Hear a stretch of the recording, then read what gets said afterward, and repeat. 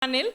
Él es doctor en física por la Universidad de Oxford, presidió la Academia Nacional de Ingeniería y la Asociación Nacional de Energía Solar, condujo el Centro de Investigación en Energía de la UNAM y fue el primer coordinador en la región Morelos de la Academia de Ingeniería de esa zona. Participó en la creación y fue el primer director de área de energías no convencionales en la Secretaría de Energías, Minas e Industria paraestatal. Fue el primer director general del Consejo de Ciencia y Tecnología del Estado de Morelos. Actualmente es investigador titular del Instituto de Energías Renovables de la UNAM y es profesor en el posgrado de Ingeniería en Energía. Además, es miembro fundador de la Asociación Morelense de Tecnólogos Innovadores y Vinculadores, de la Sociedad Mexicana de Divulgadores de la Ciencia y la Técnica, de la World Future Society y de la Sociedad Mexicana para la Divulgación de la Ciencia y la Técnica. Manuel, te dejo el podio. Bueno, pues buenas tardes a todos ustedes. Estaban programados 3 panelistas, va a haber exclusivamente 2. Yo creo que el doctor Omar Macera de Morelia escuchó las noticias del agua en la Ciudad de México y decidió que mejor se quedaba seco en el lago de Pátzcuaro. Y entonces lo que tenemos serían, nos podemos relajar un poco de los 15 minutos, pero muy poco, porque parte de lo importante son las preguntas de ustedes y que si haya tiempo para responderlas en esta ocasión. Entonces, tal como está programado, empezaremos con el doctor Luis Álvarez Icaza. Él es ingeniero mecánico electricista, el grado de maestro en Ingeniería Eléctrica de la Facultad de Ingeniería de la UNAM, el grado de doctor en Ingeniería Mecánica por la Universidad de California en Berkeley. Ha sido subdirector de Ingeniería Electromecánica en el Instituto de Ingeniería y coordinador del programa de maestría y doctorado en Ingeniería de la UNAM. Actualmente es director del Instituto de Ingeniería, pertenece a la Academia de Ingeniería y a la Academia Nacional de Ciencias, es miembro de la Asociación de México de Control Automático, de la que fue presidente, del Institute of Electric and Electronic Engineers y de la American Society of Mechanical Engineers. Pertenece al Consejo Consultivo de la Comisión Nacional para el Uso Eficiente de la Energía, la CONUE, que estoy aquí, y es consejero independiente del Centro Nacional de Control de Energía. El CENACE pertenece a la Comisión Dictaminadora del IMAS. Pues muy bien, Luis, adelante por favor.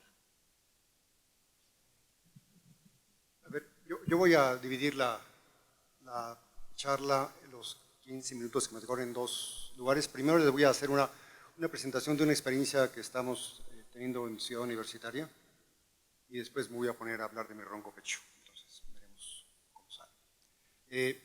Mi formación, como ya lo dijo Manuel, es yo me dedico al control automático y desde el punto de vista del control automático he estado involucrado en estudios que tienen que ver con cómo mejorar tecnologías y cómo hacer más eficiente el uso de la energía. En particular, de lo que les voy a hablar ahorita es de una pequeña planta piloto que tenemos en las instalaciones de Ciudad Universitaria, que trata de probar y de valorar el uso de tecnologías de gasificación. Esta planta, ahí están viendo una fotografía externa, está localizada dentro de la planta de composta. La planta de composta, para los que no la conocen, está atrás de la nueva instalación donde la UNAM hace los congresos ahora. Entonces, esta planta lo que hace es recibir todos los residuos de jardinería de Ciudad Universitaria y se ponen a compostar. La composta después se utiliza de nueva cuenta en actividades de jardinería y se crea, es como un paraíso dentro de la UNAM porque nadie la conoce. Y eso, considerando el valor del suelo en Ciudad Universitaria, es realmente increíble que suceda. Entonces, lo que hicimos fue hacer una sociedad con una compañía que se llama G2E, que significa Green to Energy, y con el apoyo de Zagarpa se pudo instalar esta planta. Principalmente el resto del apoyo fue un apoyo que provino de la UNAM. La planta, todavía no, la planta consta de básicamente 4 equipos, se ven 3 de ellos, estos 2 son 2 gasificadores que están fabricados en la India, un gasificador bastante chafas porque no ha funcionado, ¿no? Fabricado en China, que es parte del problema de la tecnología, es decir, el problema es que vino mal especificado, no hay diagramas de instalación, no hay diagramas de producción, y a pesar de que a la hora de venderlo te lo venden como la amarilla, no se puede instalar, y es parte de los problemas de cuando uno adquiere tecnología, y eso es una muestra evidente, y el cuarto que no se ve es un equipo pequeño que estoy señalando ahorita con. Entonces, la intención de, la siguiente sí, por favor, la intención de esta planta era ver cómo se podía trabajar con la gasificación de residuos agropecuarios. La que sigue, por favor. ¿Sí? Entonces, bueno, en general, la pregunta de la biomasa, pues hay un par de aseveraciones generales que vale la pena hacer. La primera, evidentemente, es la participación de la biomasa en la producción de la oferta energética primaria en México, y pues como uno puede ver es bastante pobre, y de este uso que es del 3,5%, la casi totalidad tiene que ver con uso de leña y con quema de bagazo de caña. Si uno tradujera el uso al potencial, uno encontraría que la biomasa de residuos agropecuarios podría representar el 35% de la producción de energía primaria, y si uno restringiera la aplicación de la biomasa a generación de electricidad, esto podría significar prácticamente el 100%. La que sigue, sí, por favor. Entonces, aquí la intención de esta planta era mostrarle a Zagarpa, o Zagarpa quería utilizar la planta como un elemento para demostrarle a personas que trabajan en el sector agropecuario la habilidad de la tecnología. Nosotros teníamos una agenda doble o triple. Nuestra segunda agenda era una agenda de tipo didáctico, que era mostrar a estudiantes de muy distintos niveles de estudio las peculiaridades de la tecnología, y una tercera agenda que es el intentar que en Ciudad Universitaria cambiáramos el uso de los residuos de jardinería para hacer gasificación con ellos. La que sigue, por favor. Entonces, la planta consta, como dice ese diagrama, de 4 equipos. Los 4 equipos tienen diferentes tecnologías, algunos son de inyección de biomasa superior, otros son de inyección de aire superior también, otros tienen inyección de aire en la mitad, otros son equipos integrados, equipos donde el gasificador está integrado con un motor de combustión interna y con un generador, y el último es un equipo también de inyección intermedia de aire. El asunto fundamental en la biomasa para gasificación, para aquellos que no conocen el proceso, consiste en tomar biomasa y quemarla en condiciones controladas. Si uno quema la biomasa en condiciones controladas, el producto de esta quema es un gas que se llama gas de síntesis. Ese gas de síntesis tiene porcentajes interesantes, si sigues pasas a la siguiente, de gases combustibles, fundamentalmente hidrógeno y monóxido de carbono. Entonces ocurren 3 reacciones controladas. La primera es pirólisis, la materia se deshace; combustión, el carbón que estaba en la biomasa produce calor; y finalmente hay gasificación, donde con la presencia de vapor de agua lo que uno puede conseguir es aumentar el porcentaje de hidrógeno y de monóxido de carbono, reduciendo el de dióxido de carbono.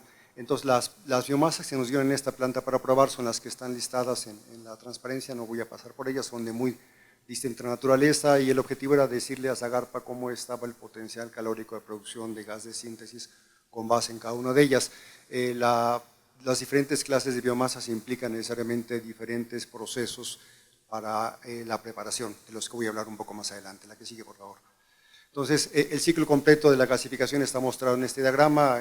Empieza con las plantas captando dióxido de carbono del medio ambiente para su crecimiento con ayuda de la luz solar. Se producen las plantas, en algún momento tenemos disposición de los productos primarios del sector agropecuario, pero nos queda siempre desecho.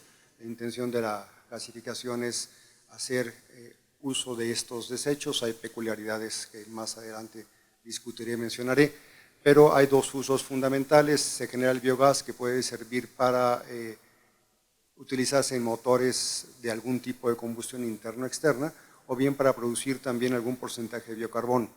Si uno produce biocarbón, al cerrar el circuito, hay posibilidades de que el proceso se vuelva carbono negativo. Si uno no produce biocarbón, el proceso es carbono neutro, porque el carbón que tomamos finalmente acaba siendo suma cero cuando uno cierra el círculo.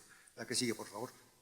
Entonces, en la parte de tecnología, la que sigue, por favor, lo que estamos intentando hacer es, aquí estoy mostrando un diagrama cómo es la composición del gas de síntesis.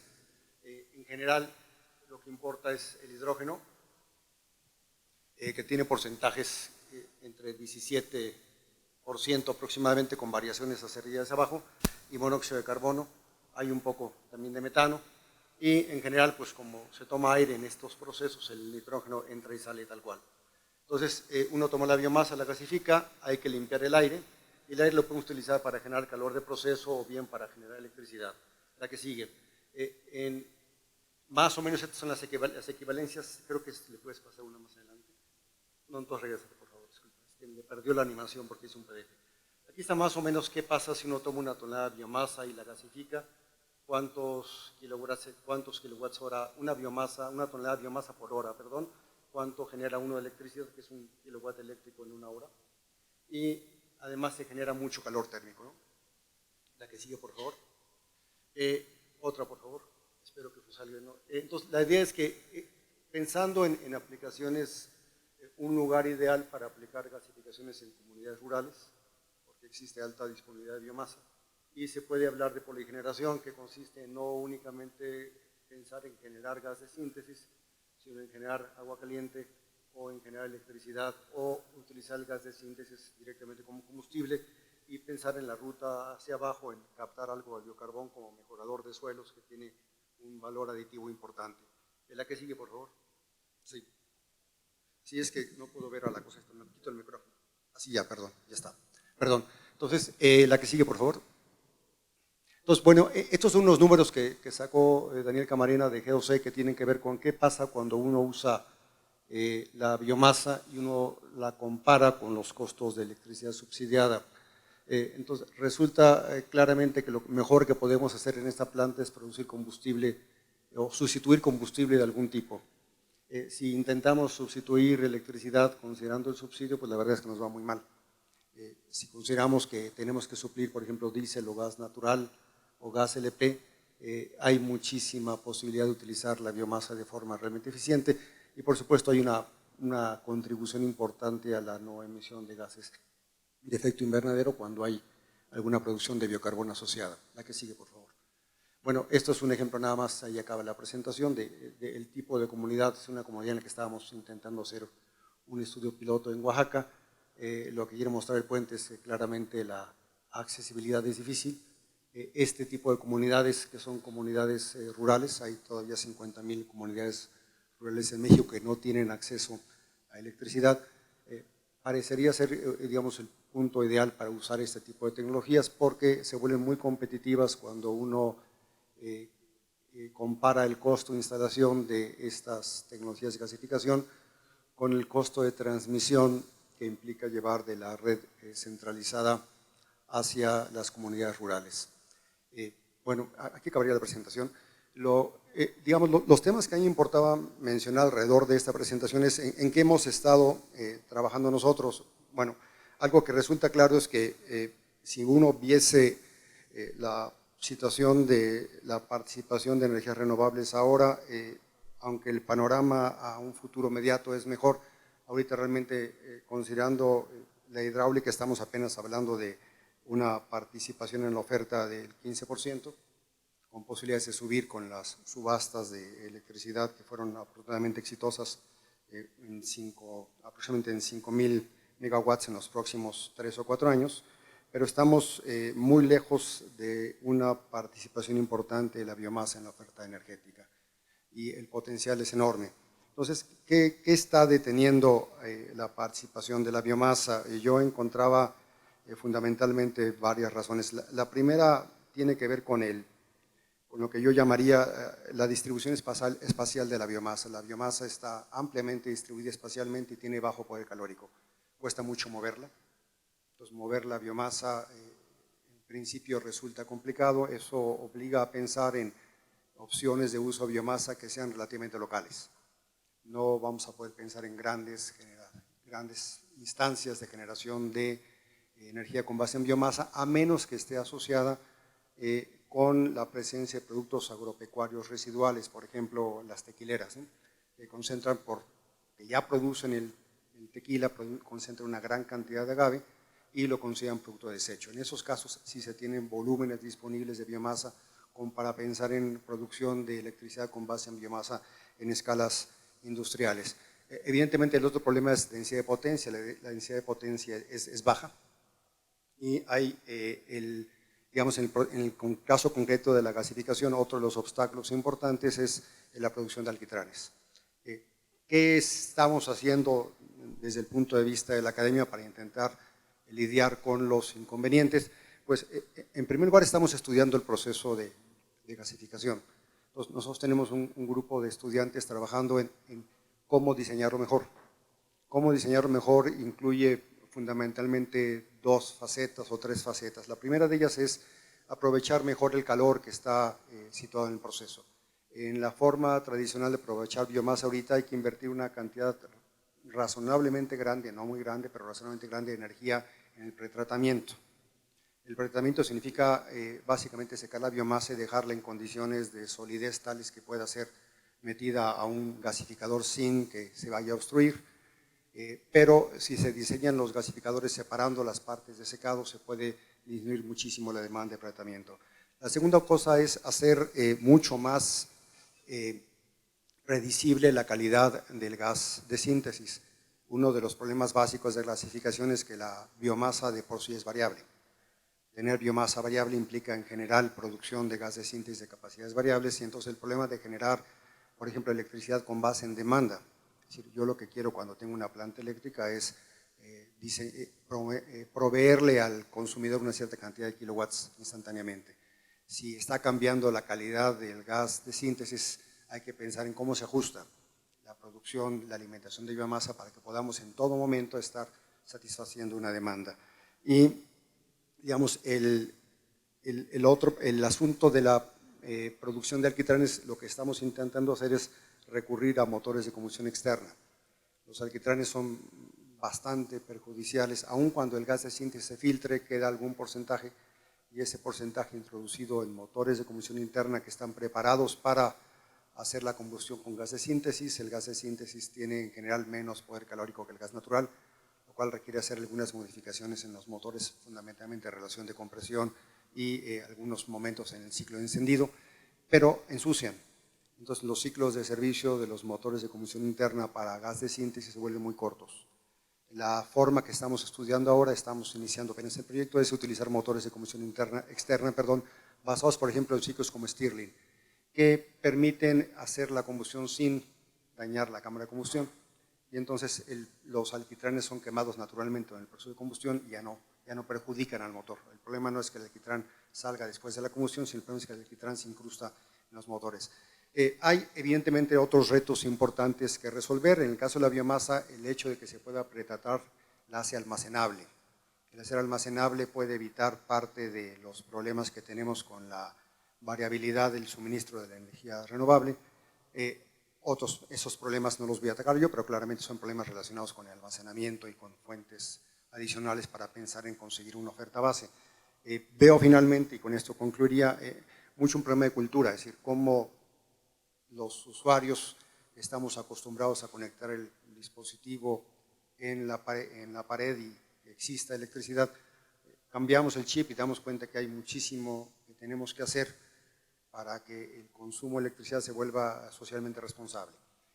Creo que hay muchas perspectivas. Yo me centré en la biomasa a propósito porque sé que los demás lo van a hacer en las otras energías renovables y porque es además el campo de trabajo en el que yo me he dedicado en términos de mi línea de investigación. Y con eso pues creo que pararía esta intervención y dejaría lo que sigue para las preguntas.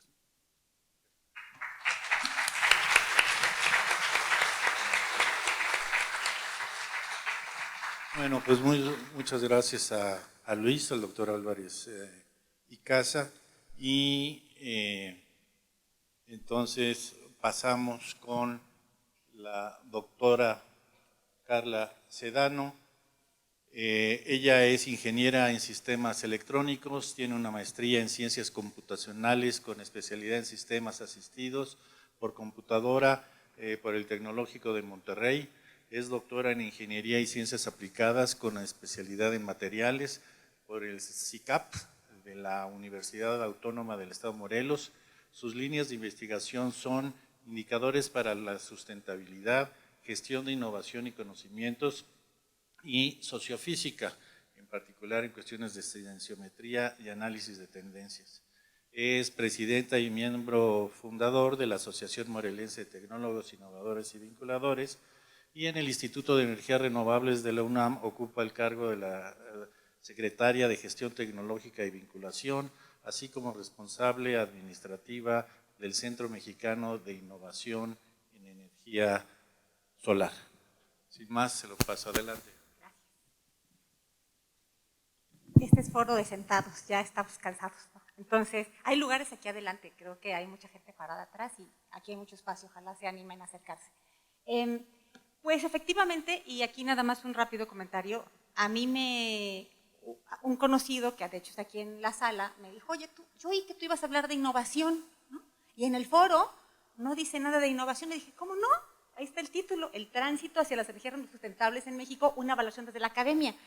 Lo único que se me ocurre a mí es innovación cuando leo ese título. Entonces, esta plática se va a tratar justo sobre de cómo la academia tiene en sus manos, y especialmente la Universidad Nacional, pero en particular todas las universidades del Estado, ¿no?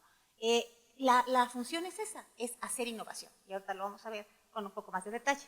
Entonces, cuando veo desde la academia, lo primero que hice, por deformación, fue buscar artículos que dijeran exactamente los caminos hacia la sustentabilidad energética. Y en el Nature, como pueden ver, de Materials de este año, 2017, sale un artículo que justo habla de cuáles son los caminos hacia la energía sustentable. Y creo que el gran reto que nos plantearon con este foro es que no hablamos de renovables, ni de limpias, ni de sucias, sino que sean sustentables. Es aún más ambicioso que el mero término de renovables.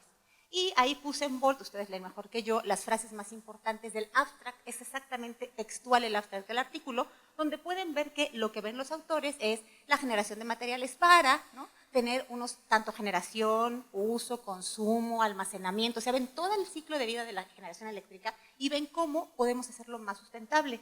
Afortunadamente, y creo que eso es interesante, lo están viendo como que el ser humano tiene una habilidad impresionante para manipular energía, más allá de la que podemos generar nosotros o los animales que son especies con las que convivimos, ¿no? Y de ahí se lanza el artículo y se lo recomiendo, está bueno, especialmente para los expertos en materiales va a estar más bueno, ¿no?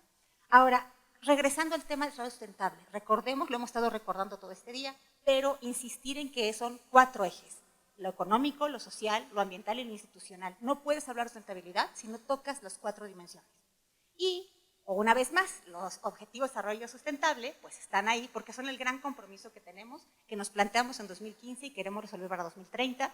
Y está la energía, esta es una visión de IRENA, que nos cae muy bien. En lo particular pensamos que IRENA realmente tiene una visión pro, como debe ser, renovables, pero además pro sustentabilidad. Y lo que está diciendo es que ese 7º objetivo impacta en todos en dimensiones muy interesantes, porque lo ve como desarrollo humano y reescribe los objetivos de desarrollo humano.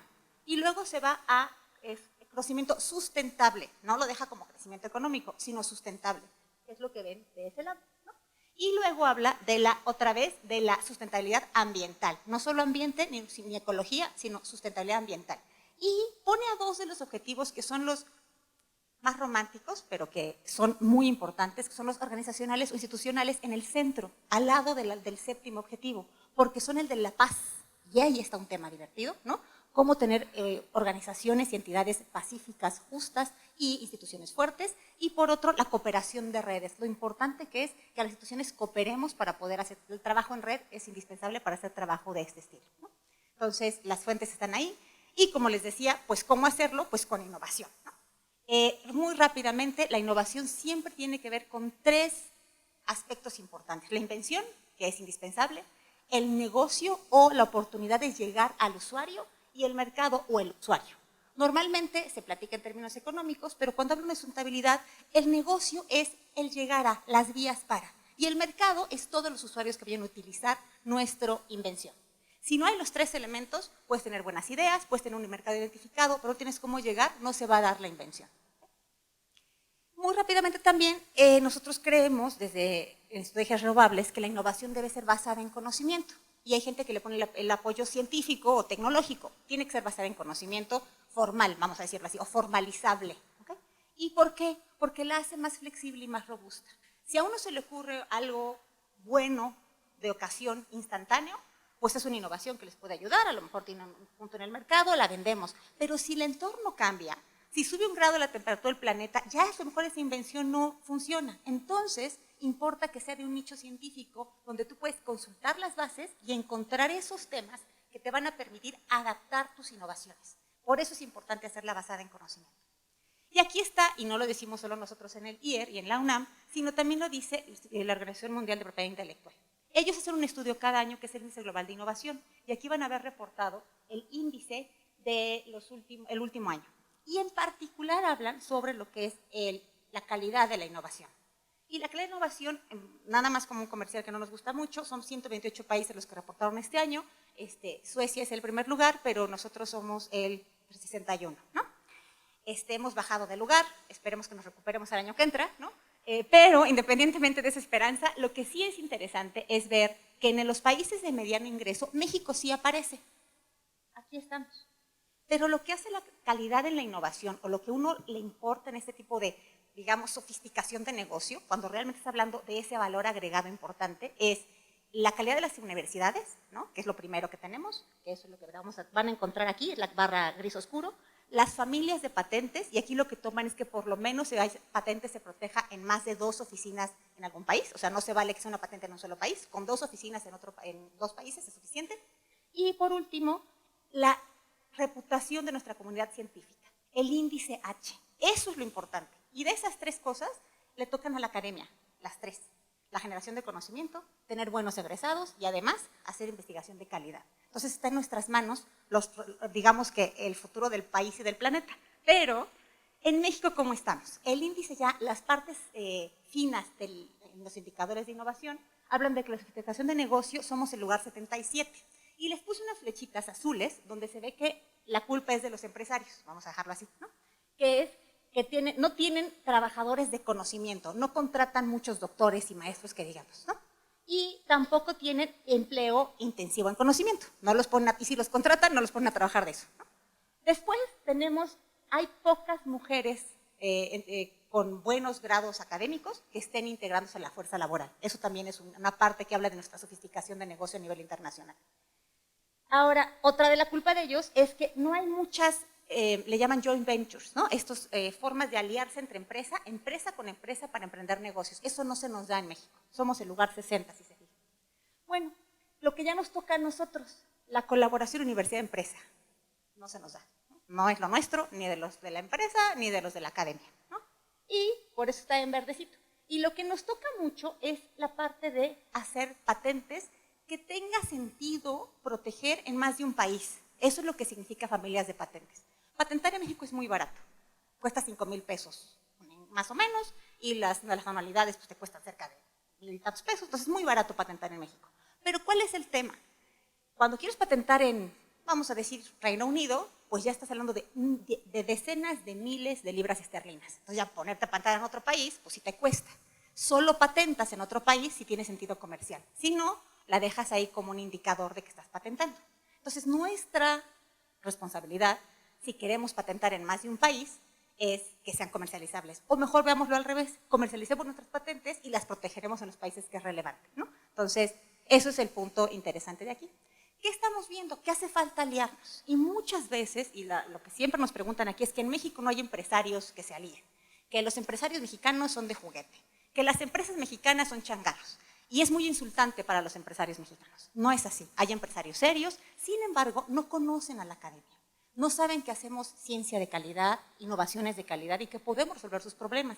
También del otro lado está que ellos creen que nosotros pues, no hacemos cosas de calidad, nosotros creemos que ellos no son empresarios de calidad. Hay una brecha que tenemos que unir y esa es responsabilidad de las dos partes, ¿no? ¿Cómo le vamos a hacer? Con la innovatividad. Y la innovatividad es la palabra dominguera de los últimos años porque tiene que ver con el potencial de hacer innovación. Ya no es suficiente con hacer innovaciones, sino ahora lo que hay que hacer, o donde hay que invertir, es en generar innovaciones. Ese potencial para hacer innovaciones, esa innovatividad, que es lo que tenemos que hablar, ni siquiera es, y para los ingenieros, los físicos, los matemáticos que están por aquí, los biólogos, es la primera derivada de la innovación, la razón de cambio con la que puede hacer que la innovación aumente o no, ¿no? Y aquí, una definición mucho más holística y orgánica, lo que dice está interpretado por esa grafiquita. ¿Me la sé de memoria? No. Lo que pasa es que es una red de, y ahí abajo está, capacidades, actitudes, recursos naturales y tecnológicos, que es la red intermedia, orientada por la cooperación, por la apertura a mercados y la calidad de resultados. Por eso es la rosa de los vientos, que interactúa con otras redes de personas e instituciones. Eso es la innovatividad. Y si se fijan, es un trabajo de red. Tú no puedes generar innovaciones o un clima o una cultura de innovación si no estás pensando en red y en sumar a todos los elementos de este ecosistema de innovación. ¿Cómo haces eso? Pues primero hay que comunicarnos, tenemos que compartir conocimiento, primero entre nosotros, y ya está muy compartido, hacemos foros, trabajamos juntos, y el doctor Del Río dijo que hay que ser multidisciplina, pero falta hablar con los empresarios, hablar con la sociedad civil organizada, hablar con los usuarios de la energía. Hace falta entrar en contacto con ellos y abrirnos con confianza. Entonces tenemos que empezar a entender que esto es una relación que no existía. Apenas el marco regulatorio en 2015, en diciembre, sacó una ley que le permite a un investigador hacer negocio con su conocimiento sin que se vea mal ni que sea ilegal, ¿no? Entonces, si apenas eso empezó, tenemos que entender que estamos comenzando un trabajo conjunto. También hay que tener cariño por lo que hacemos. ¿Por qué lo hacemos? Porque nos gusta nuestro trabajo y nos gusta poder promover que se utilice en nuestros desarrollos. Un compromiso con la sustentabilidad. Todo lo que hagamos debería ser sustentable. Deberíamos orientar nuestras acciones cotidianas hacia la sustentabilidad. Y por último, el cuidado. ¿A qué? A las relaciones personales. Es tan importante y tan valioso los lados de la red, los enlaces, como los nodos de la red. Hay que cuidar tanto a los nodos como a los enlaces. No se pueden perder las relaciones. Y la respuesta que nosotros ponemos es mediante la innovación basada en ciencia cómo podemos resolver los grandes retos. Y hice una búsqueda de artículos científicos, les voy a platicar muy rápido de qué son. Esta es sobre energías renovables, la grande e innovación. De todos los artículos que pueden ver que son un chorro, ¿no? O sea, al año estamos publicando cerca de 1000 artículos a nivel mundial en el tema. Solamente en toda esa suma, que son 6000 y tantos, hay 45 con algún autor viviendo en México, ¿no? Con residencia en México. O sea, uno mexicano, solo hay en 45 artículos de esos. Y a la derecha tenemos energía solar e innovación.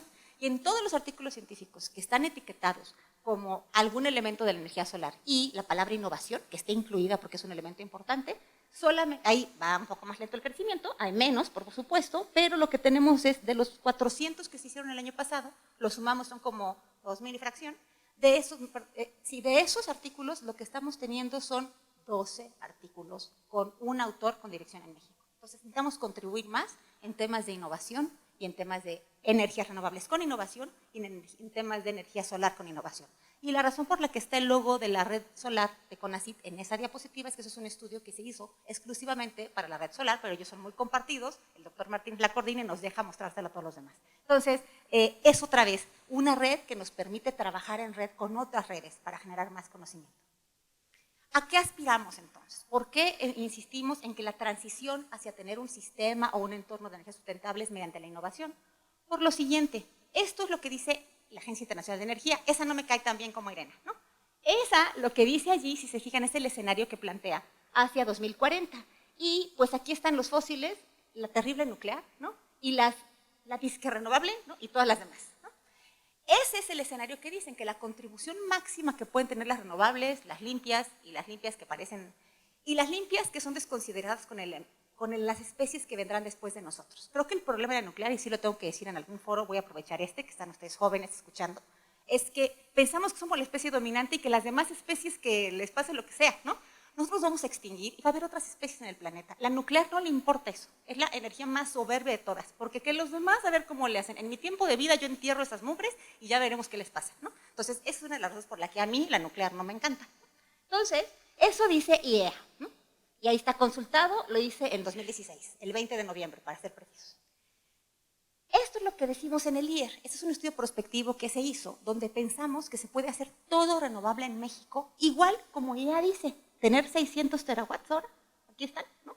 Pero aquí se acabó el dominio de esas térmicas convencionales, empieza el dominio de las renovables al 100%. Y no solo dijimos, en ese año se puede hacer, bueno, dijimos porque se pone en el instituto, yo no dije nada, lo leí el estudio. A partir del 40 en adelante, con un crecimiento donde la pobreza energética no es tema, porque solo así podríamos crecer, donde todos tenemos acceso a energía limpia y de calidad, vamos a poder seguir viendo en el mundo renovable. No es un límite. Podemos, ya que integramos a la cultura eso, podemos vernos así.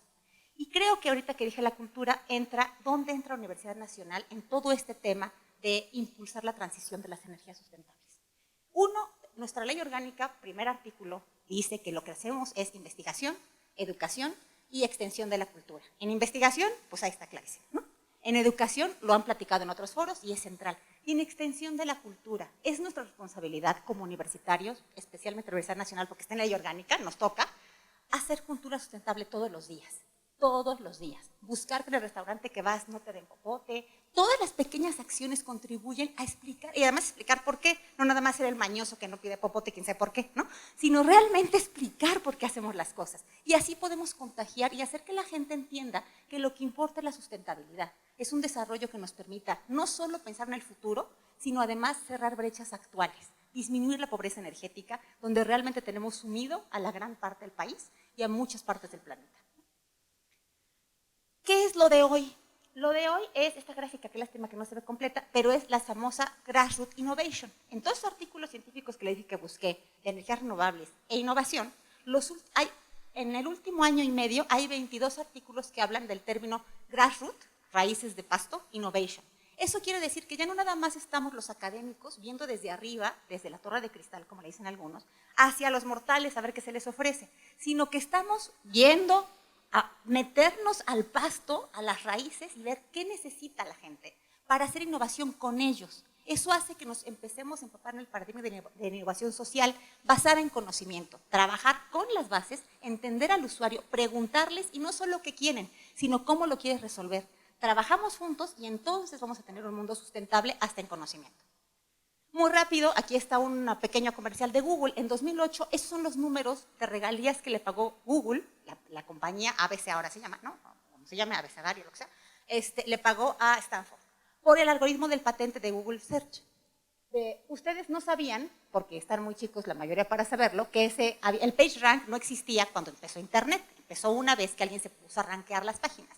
Y ahora, sin el ranking de páginas, no llegaríamos tan rápido a las cosas como llegamos y es mucho más sofisticado de lo que fue antes. Bueno, ese algoritmo lo compró Google en su época y le paga regalías por ese algoritmo y por otras monerías que le ha ido licenciando a Stanford. Y ahí está, es un dineral, son $426,000 en pagos de regalías al año, ¿no? Y esto fue en 2008. Pero le da más dinero, además le da $1,246,000 a Stanford. ¿Por qué? Porque sí. Porque sabe que hay que darle dinero a las universidades. No es porque hay un contrato que te amarra a obligarte a darte un porcentaje de las regalías. Es porque la ven necesaria en la universidad. Eso es lo que tenemos que aspirar como Universidad Nacional y como centros universitarios en todo el país. Que los empresarios confíen tanto en nosotros que entiendan que si no nos dan recursos, se les acaba el negocio, el teatro y la vida. Eso, por ejemplo, es lo que yo espero en el 27. Que este año salga de por aquí algún empresario, que lo que haga sea eso. En 10 años le pague. Ese porcentaje absurdo de regalías es lo que le paga Google de sus ventas, por eso puso esos porcentajes. Con que le pague eso a la universidad, un empresario, y se fijan, triplique el apoyo, no donación, el apoyo, porque está invirtiendo en conocimiento y en formar alianzas y en generar confianza, en ese momento podremos decir que estamos del otro lado. Eso es todo. Gracias.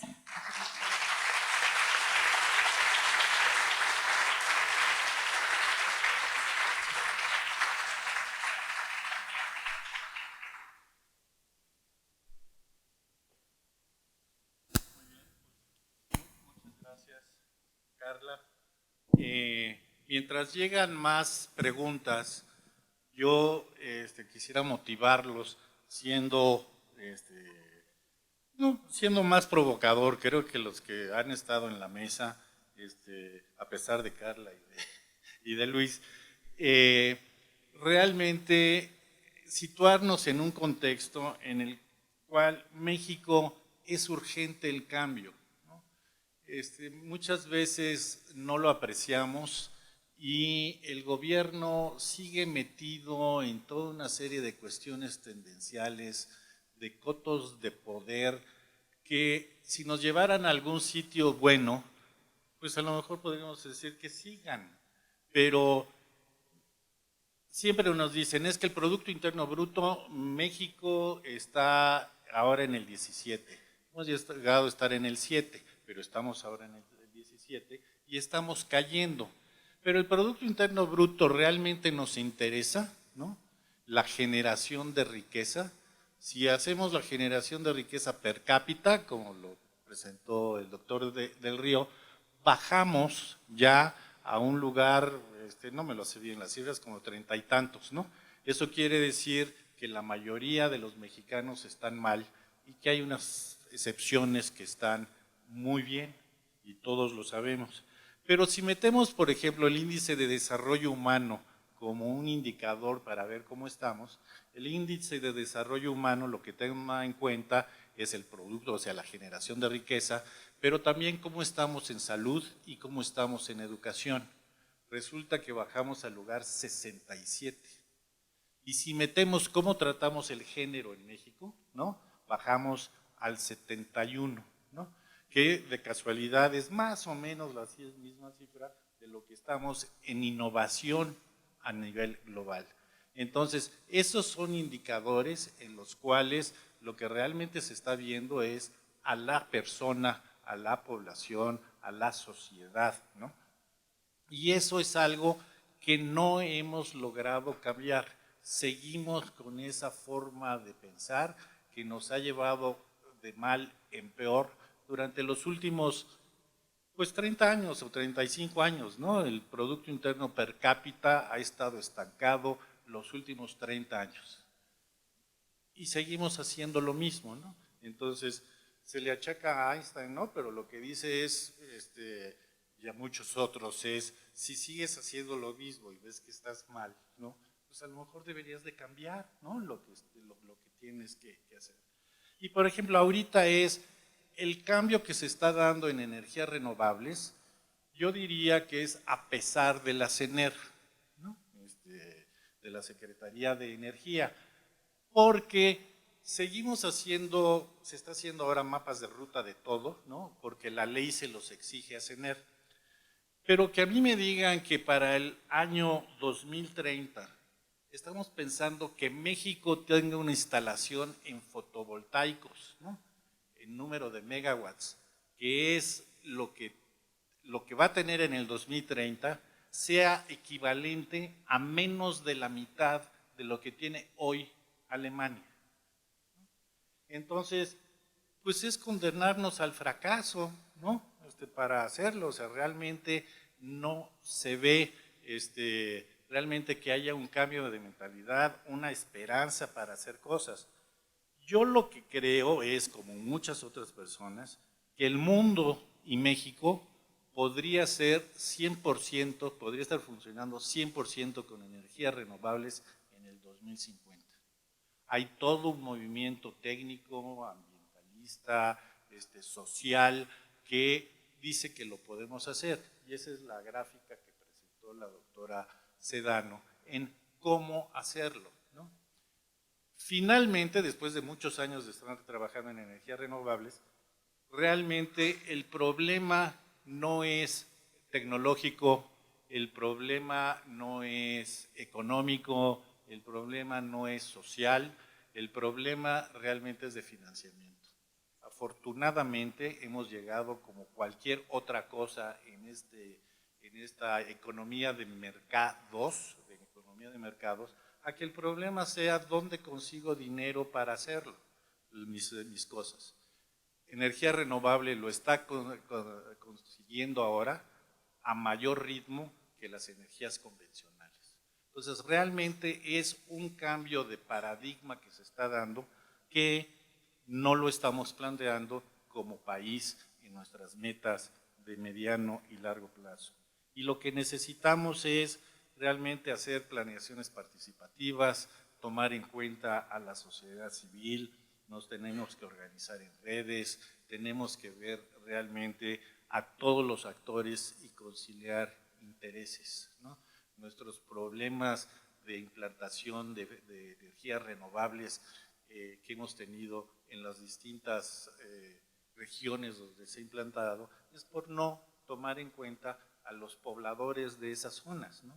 Y mientras no hagamos una situación de ganar, ganar y cambiemos la mentalidad, pues realmente no podremos estar avanzando mucho en el camino que debemos hacer. Entonces, con sus preguntas tenemos ahora por lo menos, que son 22 minutos, para que ustedes digan. Entonces, las primeras que llegaron, por supuesto, fue para Luis sobre biomasa, entonces le pido que las conteste. A ver, llegaron varias preguntas, intentaré responder a todas, son fáciles en realidad. Manuel Campa, de la Facultad de Ciencias, pregunta qué tan accesible es la planta experimental, y la segunda es si se usan residuos orgánicos caseros o material orgánico. Es accesible para cualquiera, aceptamos visitas, escríbanme a alvar@unam.mx y podemos concertar una visita. No se usan en este caso más que biomasa porque los equipos de gasificación que tenemos están hechos para biomasa. El proceso de uso de otros residuos orgánicos implica otro tipo de preparación. Si se preparasen apropiadamente se podrían utilizar, pero ahí no tenemos las instalaciones para preparar la materia orgánica de manera correcta. La segunda pregunta es de Edith Victores, de la Facultad de Medicina Veterinaria y Zootecnia. Pregunta si se ha considerado en los proyectos de biomasa las excretas animales, y sí se pueden considerar. De hecho, en esta planta que les mencioné hemos tratado de gasificar gallinaza. Sí se puede utilizar. Otro gran producto, además de las excretas, puede ser, por ejemplo, el uso de los biolodos de las plantas de tratamiento de aguas residuales. Otra pregunta de Mercedes Medina, de la UAM Xochimilco: ¿por qué usan solo residuos de jardinería? Ya creo que la contesté. Y la siguiente, esa de Graciela Martínez, de la Facultad de Química de la UNAM. Si se puede, ¿por qué usar biomasa para producir electricidad y cuáles otras aplicaciones podrían ser mejores? En realidad la respuesta de por qué usarla para generar electricidad no tendría una respuesta definitiva. Hay que usarla para lo que se necesite. En un ambiente de poligeneración sí se requiere electricidad, se requiere calor y se requiere gas. Entonces la idea es utilizarlo de la manera más aprovechable posible. Evidentemente el uso del gas de síntesis en aplicaciones secundarias implica pérdida de eficiencia porque no hay proceso perfecto de conversión. Entonces, evidentemente pasar gas de síntesis a un motor de combustión interna implica, por cuestiones de eficiencia termodinámica, pérdida de más de la mitad de la energía contenida. Es decir, un motor muy eficiente puede tener, motor diésel muy eficiente puede tener eficiencias del orden 48-49%. Los ciclos combinados más eficientes están en esa eficiencia. Entonces, utilizarlo para electricidad implica evidentemente pérdida de poder calórico, pero también puede ser un uso vital que no se puede posponer. ¿Y en qué otras aplicaciones? Lo que hemos encontrado que en México la mejor aplicación en este momento es sustitución de otros combustibles. Sustituir gas natural, sustituir diésel, y es absolutamente rentable. Gracias. ¿Hay preguntas directas para la doctora Sedano? Aquí hay una pregunta de Oscar que dice: ¿por qué la universidad no ha desarrollado en sus instalaciones el uso de energías renovables para que la sociedad pueda ver los beneficios comprobados de ellas? Gracias. Y si se hace, ¿cómo acelerar el paso? Sí lo hace. La alberca es un claro ejemplo. La alberca que tienen aquí a la vuelta, ¿no? Se calienta, no al 100%, porque entenderán que hay que cuidar, no siempre hay sol, ¿no? Pero si estuviera esa alberca en Temisco, que es donde yo trabajo, les aseguro que uno no podría nadar de lo caliente que estaría el agua, pero sí la tenemos y existe justo con esa intención. ¿Y por qué no se hace más? Y además también en algunas entidades de la UNAM, en particular en el IER en Temisco, tenemos ya instalados una parte importante de paneles fotovoltaicos. Ya no hay techo que esté desocupado. O sea, no es por falta de, bueno, sí es por falta de dinero, pero ya no hay techos para poner paneles fotovoltaicos, y aquí se está haciendo en algunos espacios de la universidad. ¿Por qué no se hace más? Por lo que dijo el doctor Martínez, el problema es de financiamiento. El recurso que le llega a la universidad es limitado y la prioridad es la educación, la investigación, etcétera, etcétera, ¿no? La extensión de la cultura. Entonces, realmente ese es un esfuerzo titánico en la universidad para que se pueda tomar o conseguir recursos adicionales y lograr estos escaparates donde podamos mostrar a la gente que es un mito que las energías renovables no dan suficiente o que van a hacer daño o que son muy caras. Realmente no es que sea caro ya instaladas, pero como hay que tener el recurso para instalarlos y nosotros no tenemos una cuenta en el banco infinita, nos cuesta mucho trabajo poderlo hacer como universidad, pero se está haciendo. ¿Qué habría que hacer para acelerarlo? Creo que dar a conocer más. Ustedes tendrían que saber esto y que lo platiquen. La mejor fuente de comunicación y difusión es el boca a boca. Así nos ayuda, diciéndole a la gente, sí se puede, y a los conocidos, véanlo como un reto personal. Y creo que eso va a ser muy bueno para las renovables y para su universidad. Y también nos pregunta José de la UNAM FB, Facultad de Derecho, supongo, ¿estamos en verdad en la extinción de los seres vivos o tenemos esperanza con la ciencia y la tecnología para superar la crisis? Yo creo que los seres vivos, para que se extingan, los biólogos aquí, yo soy fan de la ley de selección natural, es una ley que siempre se cumple, ¿no? O sea, ahí no hay manera. Vida va a haber siempre en el planeta hasta que el sol nos engulla, ¿no? Pero no como la conocemos. Y creo que ahí, como la conocemos, o con la variedad y con esta diversidad, esta riqueza, es como tenemos que cuidarla. Y sí estamos en un camino en el que ya pues, se están acabando especies, o sea, sí hay una parte medio fatal del asunto, pero lo que estamos haciendo es construir entornos resilientes. La resiliencia es la palabra que tenemos que tener en mente, así como la sustentabilidad. ¿Cómo hacer para tener ecosistemas que permitan contender con el cambio climático? Es una realidad. Así nos portemos perfecto mañana todo el mundo, no hay manera de parar el cambio climático antropogénico que hemos generado. Pero podemos dejar de hacer esta erosión absurda del ecosistema y construir sistemas que nos permitan contender. Si sabemos que hay regiones de desastre, cuidar con anticipación la instalación de personas allí, buscar medidas sociales que ayuden a la comunidad a trabajar mejor. Entonces, la ciencia y la tecnología en su amplia acepción, y por eso me gustó que fuera de Facultad de Derecho la pregunta, porque ciencias sociales, administrativas, económicas, las humanidades nos pueden ayudar muchísimo a lograr esa conexión entre las disciplinas para que logremos una respuesta que realmente no es una, sino es un gran paraguas de respuesta, y creo que está por la resiliencia, ¿no?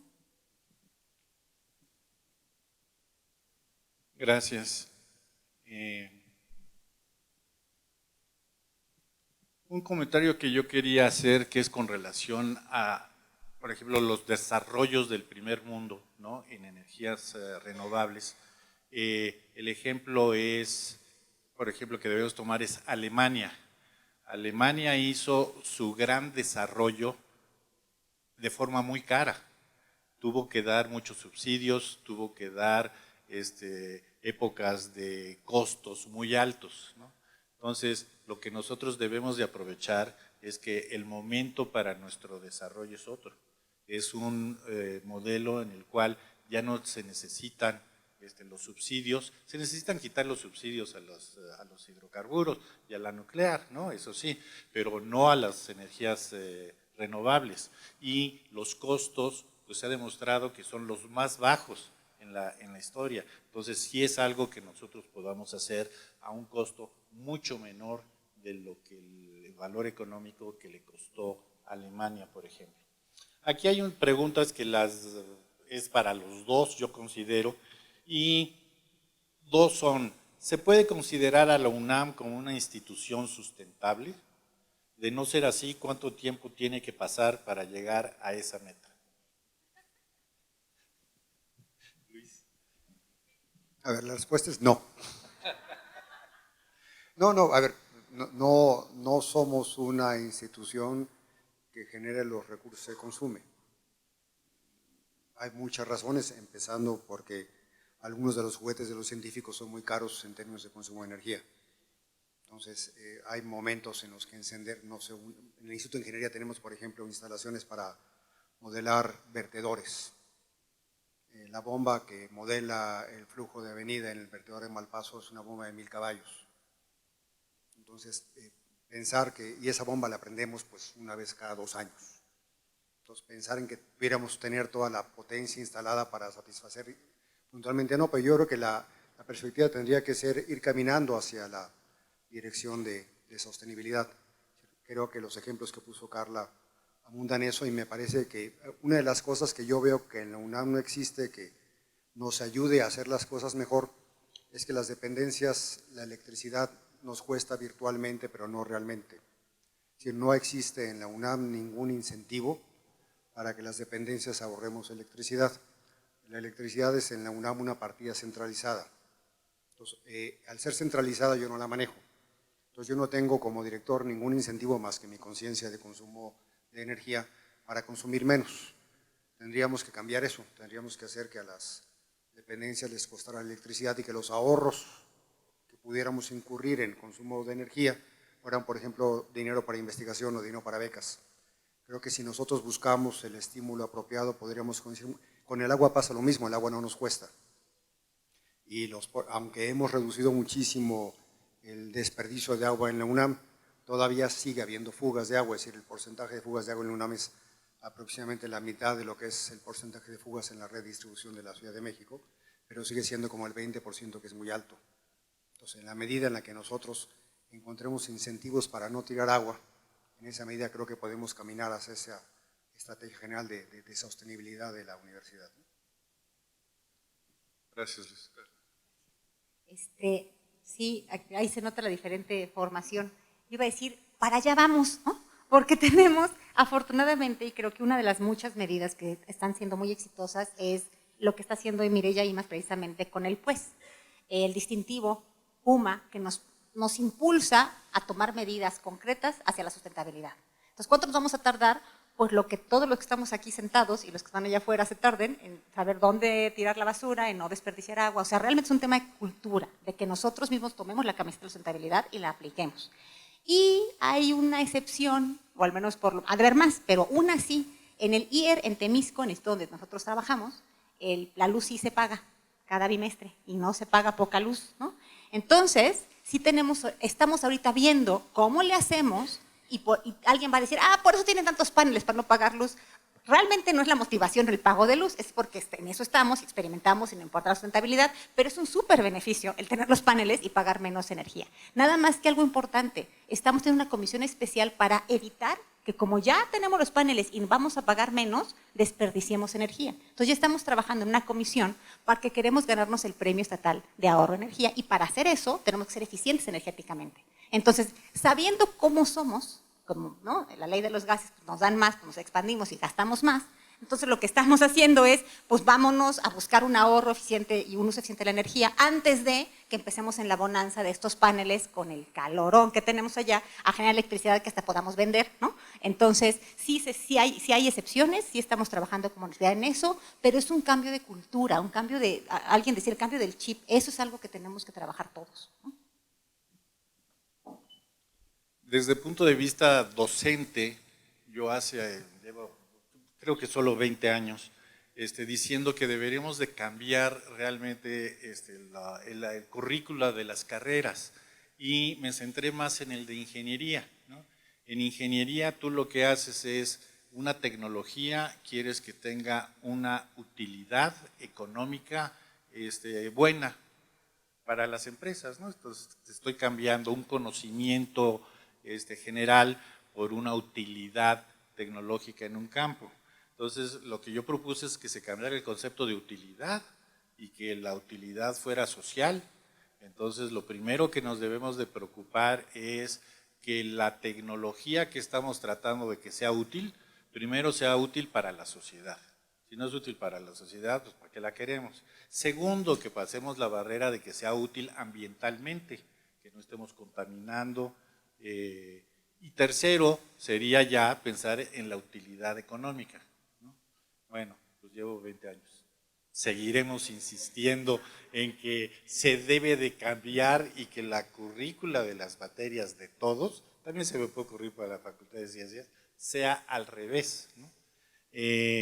Aquí otra pregunta general es, asegura una persona que no se genera conocimiento en energías renovables en México, porque los proyectos que realmente se están implantando no tienen una participación méxica de los mexicanos. Entonces me imagino que esto lo que dicen son en los grandes granjas eólicas, en los grandes sistemas fotovoltaicos, esta persona ve que hay una mínima participación mexicana y por lo tanto se genera poco conocimiento. Lo que se los preguntaría es a los dos, y ahora empiezo al revés con Carla. Yo ahí voy a diferir, creo que se genera mucho conocimiento, creo que tenemos que aprender a comunicarlo mejor. Y en una de esas cosas tiene que ver con las gráficas que mostramos el doctor Delio y yo. Si tú escribes un artículo sobre las películas delgadas del silicio bla, yo no soy de esa área, ¿no? Pues solo los que saben que eso tiene una aplicación potencial en los recubrimientos para hacer las fotovoltaicas sabrán que es energía solar, solo ellos sabrán, y alguien que además pues esté buscando eso en especial. Si en cambio pusieran por ahí una palabra clave, no, pues es que, y esto sirve para la energía solar, sería más visible y entonces sería más fácil que nos captara la gente que requiere esas soluciones y que nos viera el mundo. Entonces tenemos problemas de comunicación de la misma forma que aunque tenemos, y eso me parece que es escandaloso en el buen sentido, tenemos la alberca calentada con energía solar y no lo saben los universitarios. Y estoy segura que ha salido en Gaceta, que salió en el periódico, pero no es culpa de la Gaceta, ni del periódico, ni de los que emiten el mensaje, ni de los que lo reciben. Tenemos que ser creativos para encontrar estrategias en que la gente lo entienda. Sí sabemos todos que Chabelo ya no sale, ¿no? Aunque no veamos Televisa. Bueno, ¿cómo le hacen? ¿Cuál es el secreto que hay para ese mundo que nosotros no hemos logrado encontrar en el nuestro? Ese es el reto, yo creo. Sí hay, se hace mucho, se hace muy bueno, con muy buenos índices H, pero la gente no lo sabe. Yo creo que hay una gran diferencia entre conocimiento e innovación. Yo creo que en la UNAM generamos mucho conocimiento. Creo que las investigaciones que se hacen son investigaciones que en términos del campo de conocimiento sí están para mí en la frontera del conocimiento, pero ¿cómo resolvemos un problema que tenemos en México, que es el problema de pasar del conocimiento a la innovación? ¿Cómo articular de manera más intensa las universidades con la industria? Sí es creo que una tarea que tenemos pendiente. Hay esfuerzos importantes y creo que Carla los tocó ya en su presentación, no tiene sentido abundar, pero yo no podría decir que no generamos conocimiento. Sí, es muy distinto cómo hacemos la innovación en las empresas y ahí es donde nosotros tenemos que incidir ahora. Nos toca a la UNAM hacer que las empresas cambien su mentalidad para poder hacer algo que sea de utilidad a las comunidades. Faltan 5 minutos, hay 2 que también creo que sean generales. Uno, la pesimista, la digo primero, que sería, bueno, ¿cómo hacer esta transición, este movimiento en energías en países de tercermundistas donde el crimen y la inseguridad impide que la gente normal quiera implantar, como un ejemplo, paneles fotovoltaicos? Y siempre sale.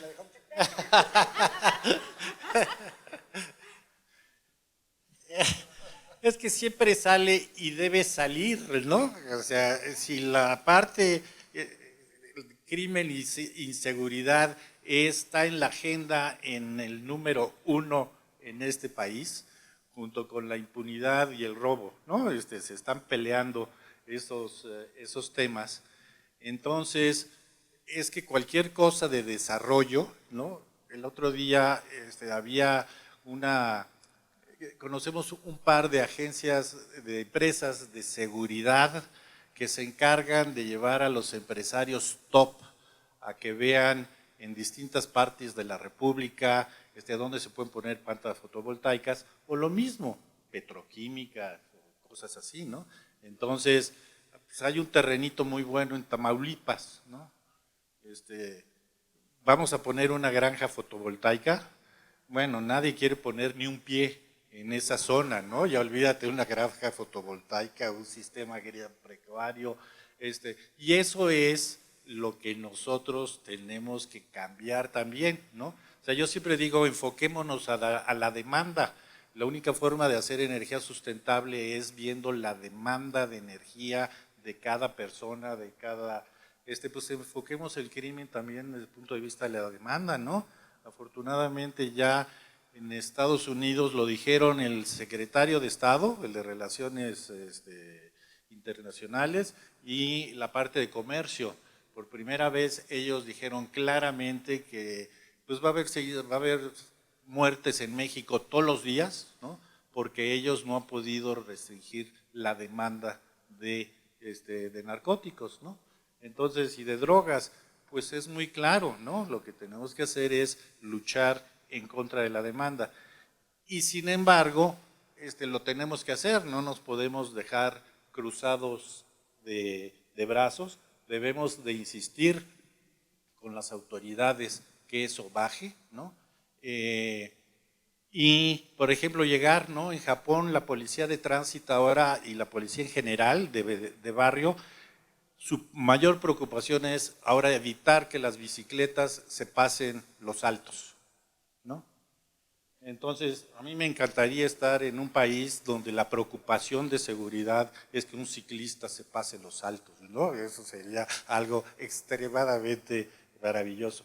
Y eso lo hacemos con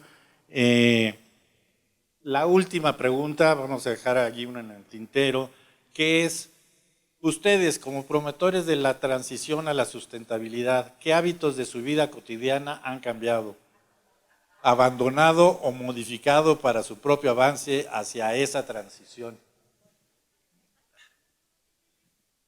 A ver, hablar de lo personal siempre resulta difícil. Bueno, en mi casa lo que yo he hecho es fundamentalmente cambiar a calentadores de paso, calentadores solares, cambiar luminarias a luminarias LED, y pues las facturas son muy pequeñas. Lo del calentador me costó muchas broncas con mi mujer porque el calentador es de tecnología para graduar, entonces cada vez que se bañaba me mentaba la madre, pero ya conseguimos que eso funcionara mejor. Entonces yo sí creo que hay muchas cosas que uno puede hacer. Evidentemente hay que estar dispuesto a hacerlo, cuesta hacerlo inicialmente, pero hay un valor de retorno importante. Y creo que si uno no hace esas cosas, si uno no empieza por la casa, es muy difícil predicar, ¿no? Creo que oyeron que yo estudié en el TEC, entonces pueden imaginar la cantidad de transformaciones que ha llevado mi vida en los últimos 25 años, ¿no? Entonces, nada, y no es que sea un estereotipo, es que uno lo veía diferente.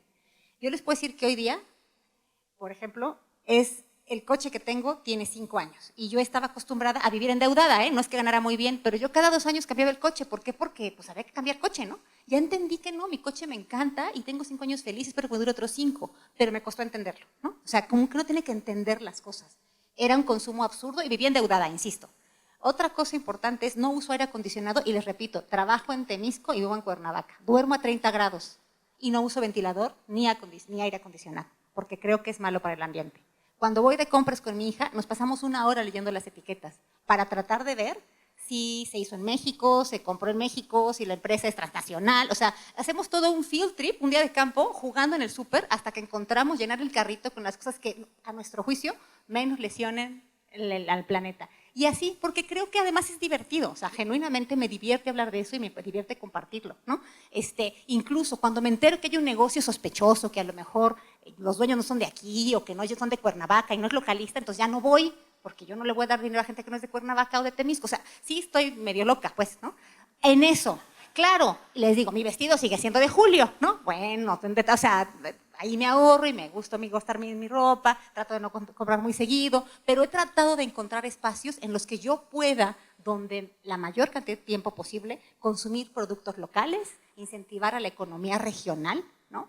Y buscar eso, buscar incluso en los espacios donde veo que no, esa es otra cosa. Eso sí me va a matar el doctor Del Río. Hice un evento en la Ciudad de México, como no la conozco, lo hice en un hotel que tuviera un distintivo hidrosustentable. Me parecía importante, ¿no? Hay 8 en la Ciudad de México y escogí uno que estaba en Coyoacán. Ahí decía Holiday Inn Coyoacán.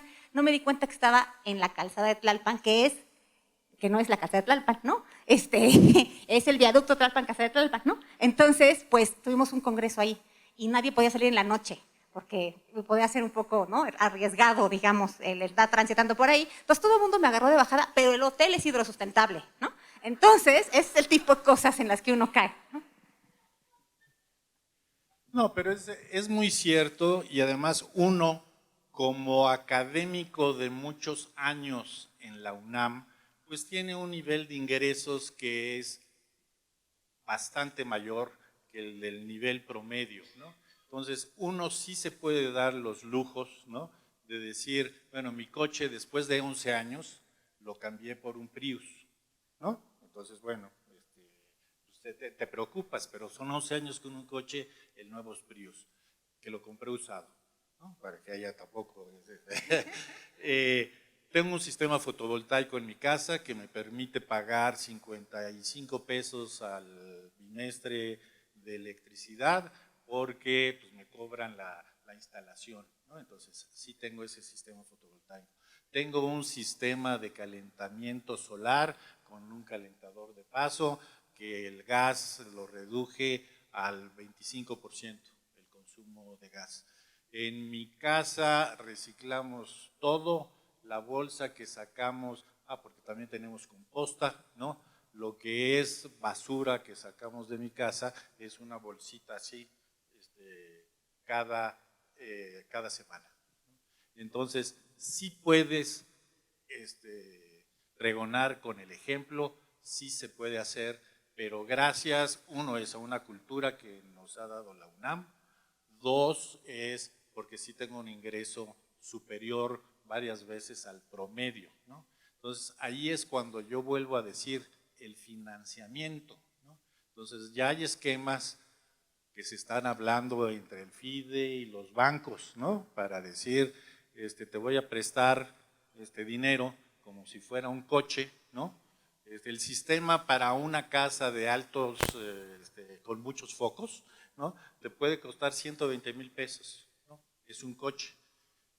Muy pocas gentes compran ese coche de 120,000 pesos sacando el dinero de su bolsillo, sino que tienes un crédito que te prestan en el banco. Esperemos que en este país, dentro de muy poco, ¿no? Ya se pueda hacer esa parte de financiamiento para todos los sistemas fotovoltaicos. Y gracias a eso esperamos que haya el boom que podemos decir que va a dejar corto lo que predice la CENER. Me tengo que terminar esto metiéndome con la CENER, ¿no? Si no, no estaría bien, que la meta va a ser 3 veces lo que CENER está programando en este momento. Toño del Río dice que 10 veces sale, serían 10 veces. Y entonces siendo las 2:04, pues entonces aquí le paramos. Le agradecemos muchísimo a todos ustedes su atención, ¿no?